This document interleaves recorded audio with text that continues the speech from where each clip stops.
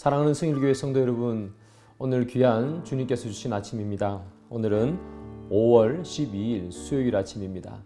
이 아침에 주시는 하나님의 말씀으로 오늘 우리가 생명의 양식을 먹고 건강하게 우리의 몸을 살찌우는 그런 하루가 되기를 소망합니다. 제가 기도하고요, 함께 하나님 말씀을 보겠습니다. 하나님, 이 시간에 저희들이 하나님의 말씀을 먹기를 소원합니다.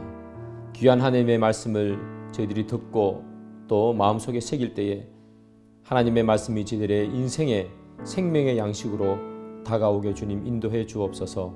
예수님의 이름으로 기도드립니다. 아멘.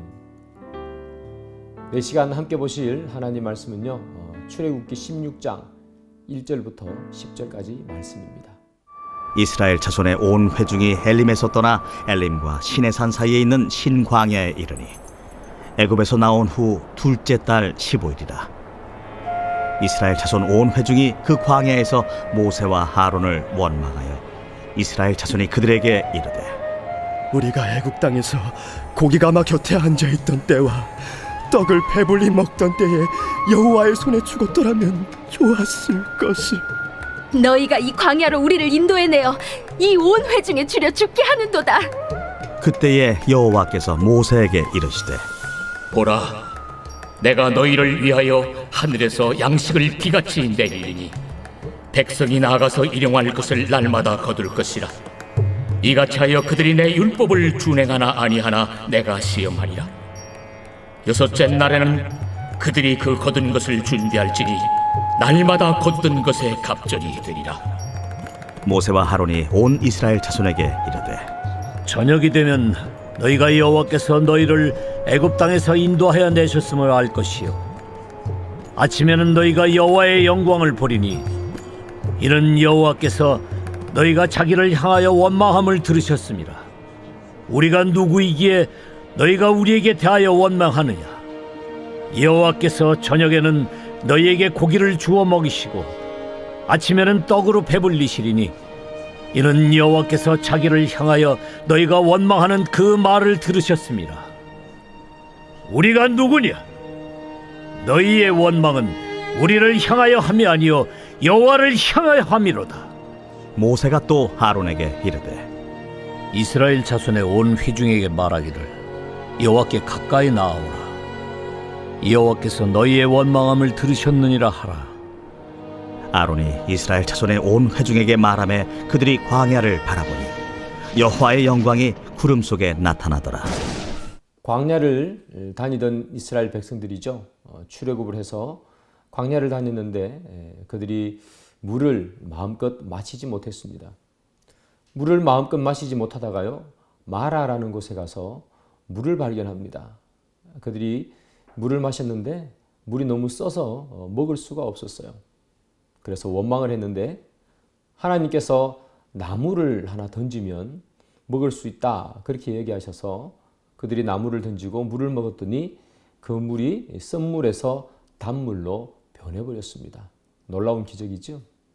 그 마라에서의 기적을 경험한 후에 이스라엘 백성들은 다시 엘림이라는 곳으로 옮겨갔습니다. 그 엘림에는요, 물샘 12과 종려나무 70그루가 있는 곳이었습니다. 물샘이 있고 종려나무가 있다는 것을 보니까 그곳이 아마 우리가 흔히 말하는 오아시스, 물도 있고 나무도 있는 곳이었죠. 광야에서 그런 것을 경험하기는 참 어려운데요. 그들은 그곳에서 물샘도 만나고 또 오아시스, 그런 것들이 있는 곳을 만나게 됐죠. 하나님의 은혜지요. 광야는 원래요, 여러분, 물이나 먹을 것이 없는 장소 아니겠습니까? 특별히 마라라는 곳은요, 썬물이 있었는데 하나님께서 단물로 바꿔주셨습니다. 이런 것을 보면서 하나님께서 말씀하시는 것은 광야, 즉 아무것도 없는 곳에서도 나는 너를 지키는 하나님이다, 이 말을 하고 싶었던 거죠.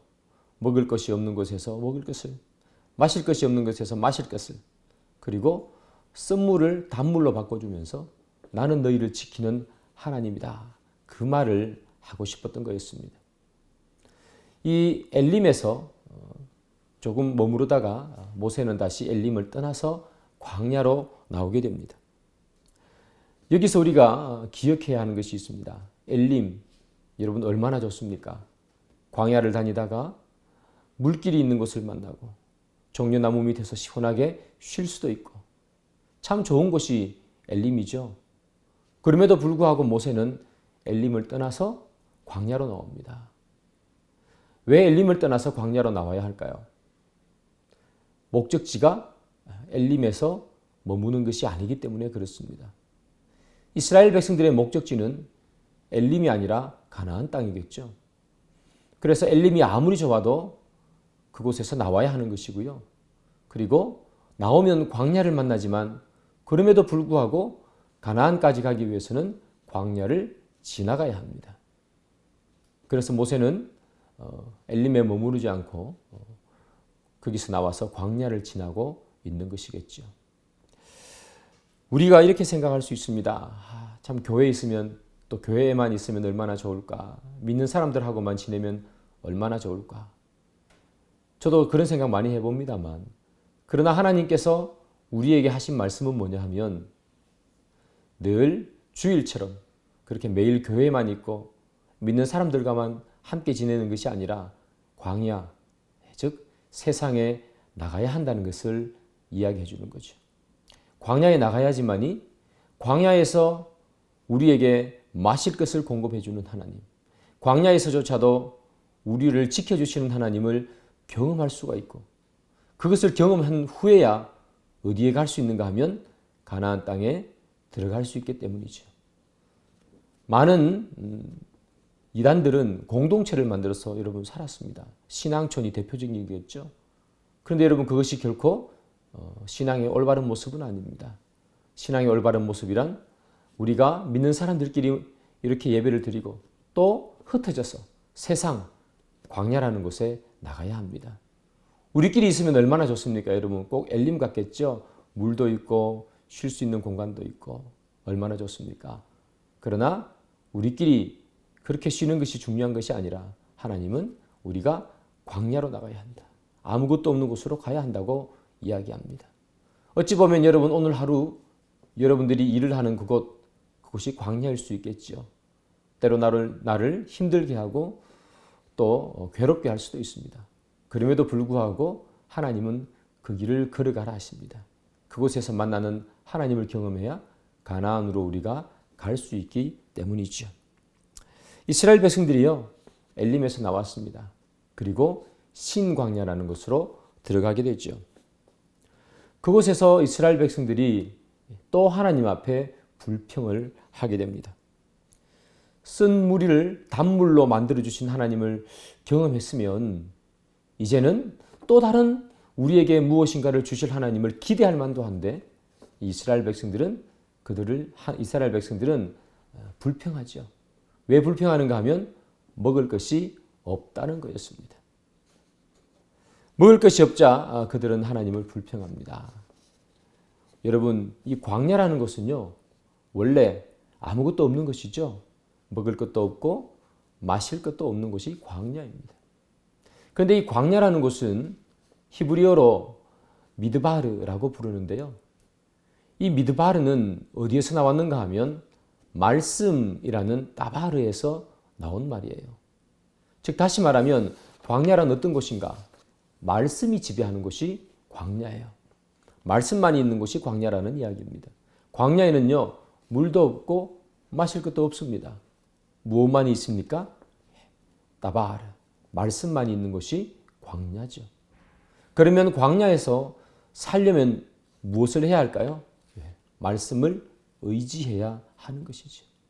말씀을 의지할 때 물도 마실 수 있고 그리고 고기도 먹을 수 있는 것입니다.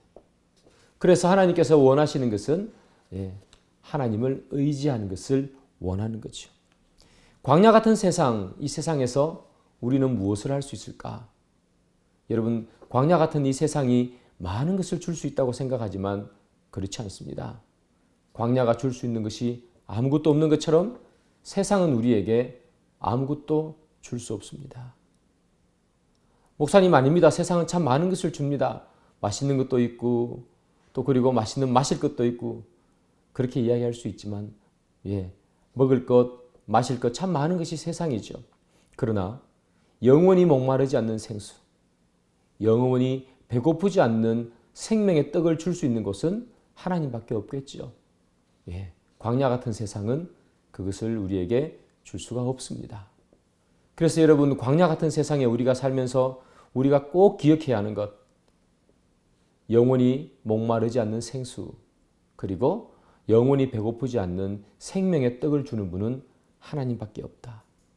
광야 같은 이 세상에서 우리가 의지해야 할 것은 따바르, 하나님, 그리고 하나님 말씀밖에 없다는 것을 기억하시길 바랍니다. 이 이스라엘 백성들에게 하나님께서는 먹을 것을 주기로 결정하십니다.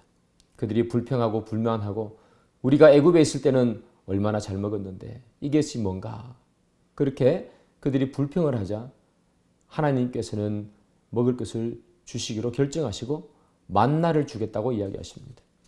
만나를 주겠는데 만나를 주는 법칙이 있습니다. 무엇인가 하면 하늘에서 만나가 내리면 모든 사람들이 하루 먹을 것만 이렇게 챙겨 놓으라, 이렇게 얘기합니다. 그리고 제6일째 되는 날에는 이틀치를 챙겨 놓는 거죠. 여러분, 만나가 쌓여 있는데 내가 오늘 하루 먹을 것만 챙긴다. 이것은 여러분, 인간의 본성을 거스르는 행동이겠죠. 인간의 본성은 많이 쌓여 있으면 여러분, 많이 가지고 와서 내일을 대비하려고 합니다. 내일 어떻게 될지 모르니까. 혹시 내일 만나가 오지 않으면 어떨까? 그런 걱정들 때문에 보이는 대로 만나를 많이 가지고 오고자 하는 것이 인간의 본성이겠죠. 그런데 하나님께서는 뭐라고 얘기하십니까? 오늘 먹을 것만 거두어라, 이렇게 얘기하죠. 이것이 우리에게 시사하는 바가 뭘까요? 미래를 하나님께 맡겨라. 만나를 주는 하나님을 신뢰하라. 내일도 만나가 내릴 것을 신뢰하라. 그 이야기입니다. 내일은 여러분 보이지 않는 날입니다. 지나온 과거도 아닙니다. 어떤 일이 일어날지 모릅니다. 그런데 하나님께서 하시는 말씀이 뭡니까? 나한테 맡겨라. 나를 신뢰하라. 내가 내 먹을 것을 위해서 미리 많이 쌓아두지 말고 내 미래를 위해서 준비하지 말라 하는 이야기죠. 미래를 위해서 준비하지 말라는 이야기가 현재 우리가 더 나은 삶을 위해서, 미래를 위해서 무엇인가 공부하고 투자하지 말라는 그런 이야기는 아니겠죠. 온전히 그 미래를 하나님께 의지하라는 그런 말씀입니다. 사랑하는 여러분, 만나를 주면서 하나님께서 그들에게 요구하셨던 것은 바로 그거죠. 내일 보이지 않지만, 그리고 오늘 보면 내일을 준비할 것처럼 많이 만나를 쌓여있지만 오늘 보이는 그 많은 만나를 눈에서 벗어버리고, 그리고 보이지 않는 그 미래를 주님께 맡겨라 하는 이야기입니다.